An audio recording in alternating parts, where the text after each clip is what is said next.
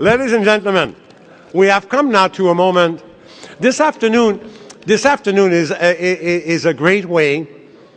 You remember yesterday we talked about a lot of the opportunity we described Nigeria in all of its facets. This morning we talk about financing, and this afternoon we're going to talk about people who have had a lot of experience in Nigeria or in Africa and give us testimonial also of their experience over the years. So, just a little bit of attention. So, to entertain us for this event or this part of the session of about 45 minutes, what we were thinking about was to have the Right Honourable Joe Clark, the former Prime Minister of Canada. For those who don't know him, he's a great figure in Canada. Was the youngest Prime Minister we ever had. Was a person that has been Minister of Foreign Affairs. I've done many positions in governance. He's involved internationally in many organizations. He's been involved very much in Ghana. He knows Nigeria. And we would like to ask him the then and now. You know, he was Minister of Foreign Affairs, Prime Minister. He's seen all of that evolve over the last few years. And it'll be useful to hear his testimony. Please, please, please, please, please, please, please, please. Please, please, please. Merci. Merci beaucoup. Thank you. Je vais parler en français. If you, maybe français is easier for you. I don't know. S'il vous plaît. Thank you. Thank you very much. You're very nice. And then the second person that will talk to us is Dr. Damanga Tukur, Chairman of the People Democratic Party, but also the person that I met a few years ago in my capacity of CEO of CC Africa, the president of the African Business Roundtable, a very unique organization in Africa.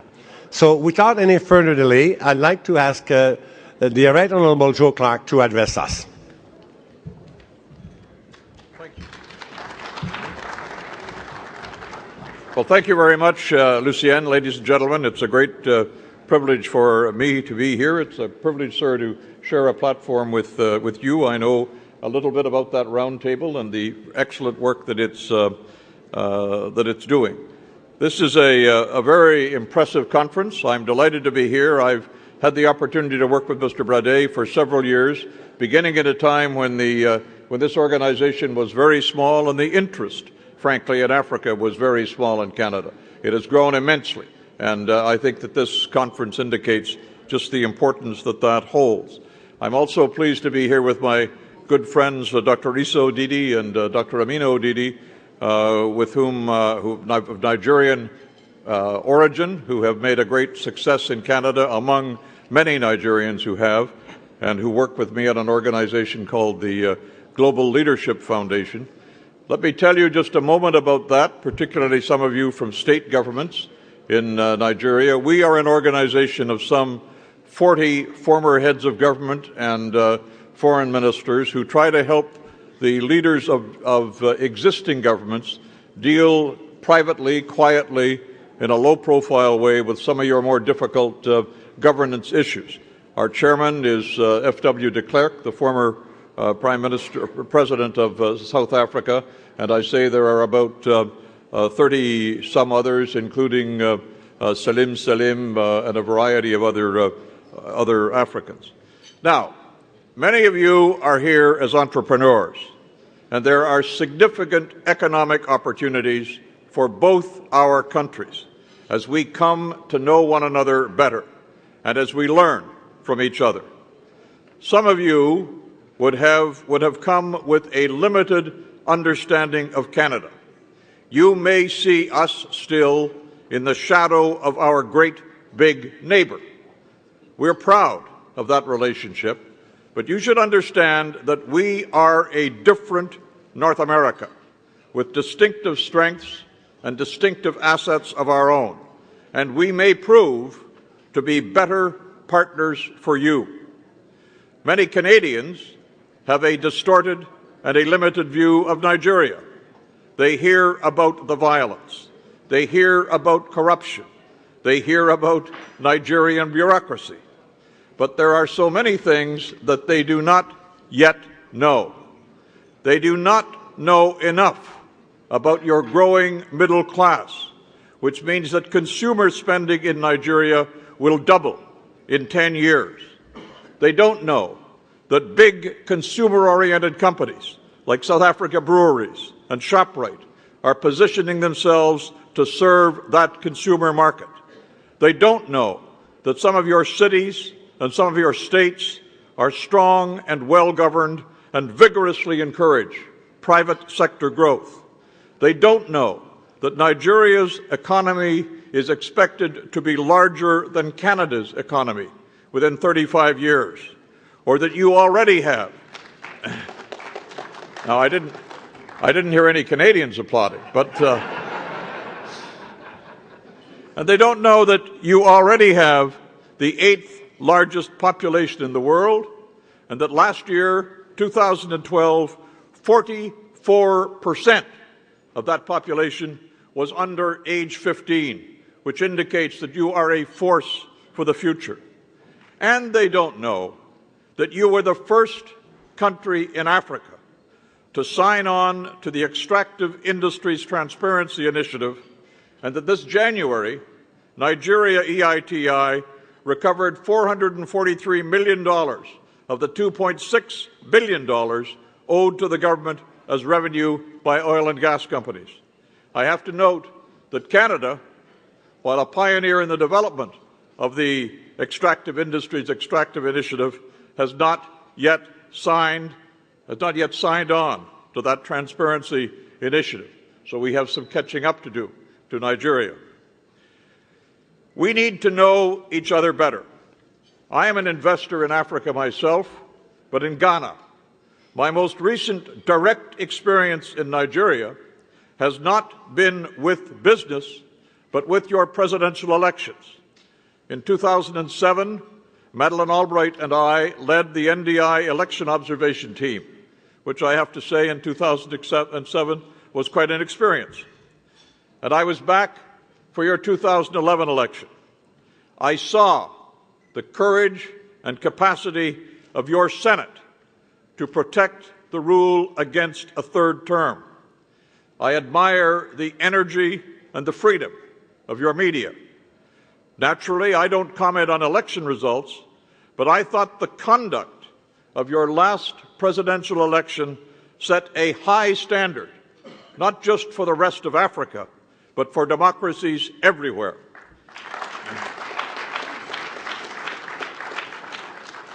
I was out in the country and out in the polling places, and I saw citizens with cell phones photographing election results at their poll to protect against fraud. I watched thousands of voters standing outside their polling places all day in the hot Nigerian sun, protecting their mandate against gangs that in the past stole ballot boxes, but did not this year because people were there to prevent that from happening. I watched the young people of your Nigerian Youth Service Corps step in as election officers and act in a way that made your nation proud and set a model again for the rest of the world. Now, every system in the world has faults, but in terms of making democracy work, the rest of us have lessons to learn from Nigeria.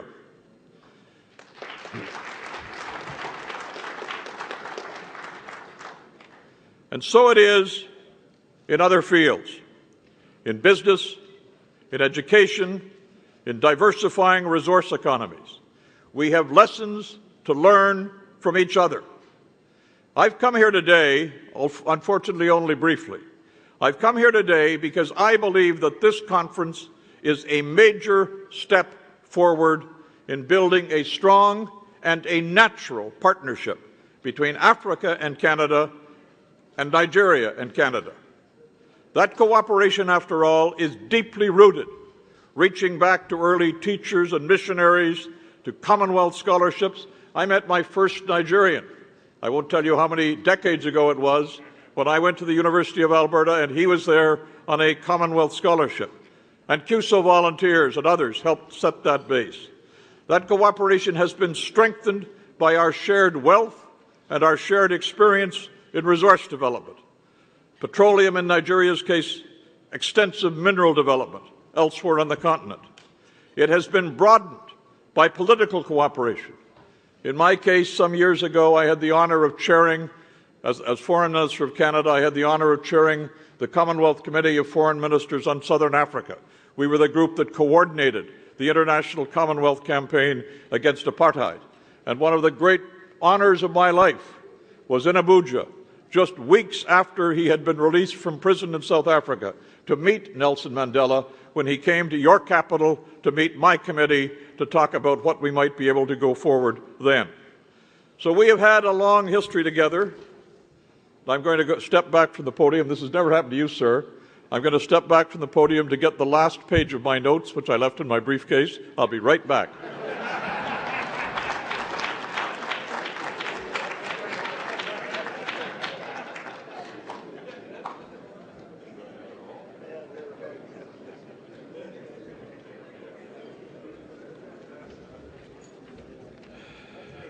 This is going to take longer than you thought. I found 2 extra pages of notes. The reason I paused there, made that little stage exit, was because I believe this is a new point of opportunity. After all, as we look around the globe, power is changing in the world. And it is not just a change from nation to nation, it is a change from region to region. For a long, long time, Africa was the neglected continent. Now it is clearly on the rise. And on the rise in a world where political and economic power are both passing from Western economies, whose economic growth dominated most of the last century, to emerging economies and to emerging societies, because influence and leadership are about more than mere growth. They are also about the energy and innovation and social reform that will drive long-term change. They are about governance, which makes that kind of long-term change possible to sustain. But that can only be done when the economy is strong, and it can only be done when the behavior of a society can earn respect for its own high standards. Canada is a Western country, but we are also on the rise because some of our particular assets are unique, and they are more necessary than ever before in the world that is taking shape. Not just our energy and mineral resources, which are immense, but the strength of our economy and the strength of our regulatory system, which, for example, saw us do well in banking and economic crises which shook other nations.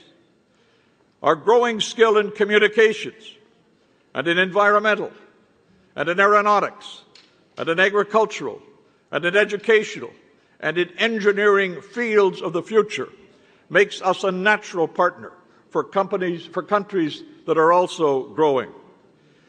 And we have a significant success as a society. We are a federation, as Nigeria is, a federation which has historically used the wealth of our whole to lift up our parts. We are a diverse country where people with differences respect one another and work together with remarkable success. We prove that even in difficult circumstances, with will, that can be done. And we have a role, a special role, I believe, as a connector between the developed and the emerging world. Canada's only experience with colonialism is that we were once a colony. We are a country now to which immigrants come from everywhere in the globe and are welcomed here as equals in practice and in law. So Canada and Africa have a future to build together, and Nigeria is our largest economic partner in your continent.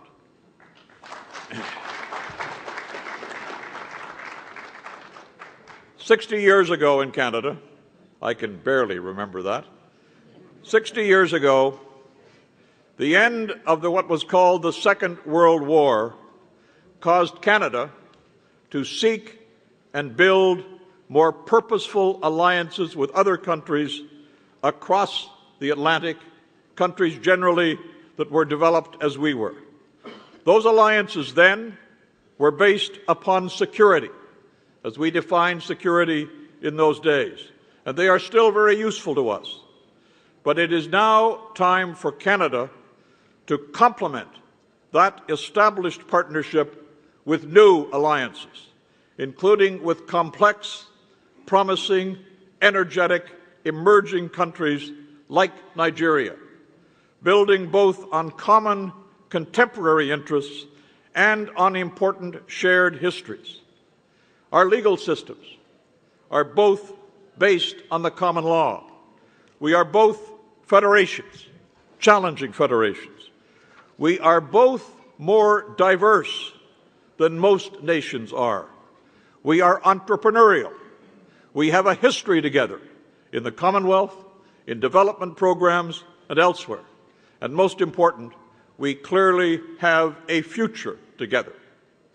But an alliance needs a broad foundation, pooling the hard assets of trade and investment with the softer assets of shared experience, personal contact, common purpose, and experience in dealing with the non-economic challenges of the environment and of diversity.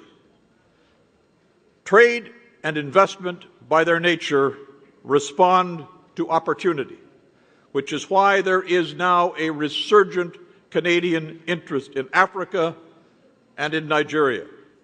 But we are societies, not just economies, and we are increasingly open societies whose citizens will not put up with the exclusion or inequality they endured in the past.